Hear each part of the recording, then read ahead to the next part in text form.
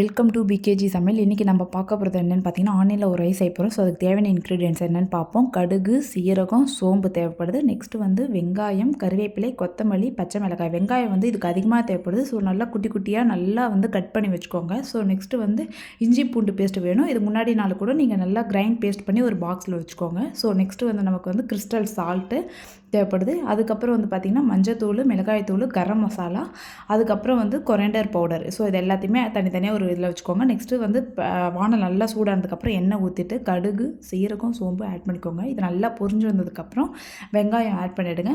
Next வந்து green சில்லியும் போட்டுருங்க. போட்டு நல்லா வந்து லோ ஃப்ளேமில் வச்சுட்டு நல்லா வதக்கிக்கிட்டே இருங்க, விடாமல் லோ ஃப்ளேமில் வைங்க. அதுக்கப்புறம் இந்த கிரைண்ட் பேஸ்ட், இஞ்சி பூண்டு பேஸ்ட்டையும் நல்லா மிக்ஸ் பண்ணிவிடுங்க.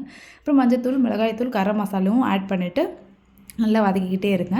விடாமல் ஃப்ரை பண்ணிட்டு தான் நல்லாயிருக்கும். ஸோ நெக்ஸ்ட்டு வந்து கிறிஸ்டல் சால்ட் ஆட் பண்ணிக்கிறோம். அதுக்கப்புறம் வந்து கொரியாண்டர் பவுடர் ஆட் பண்ணிக்கிறோம்.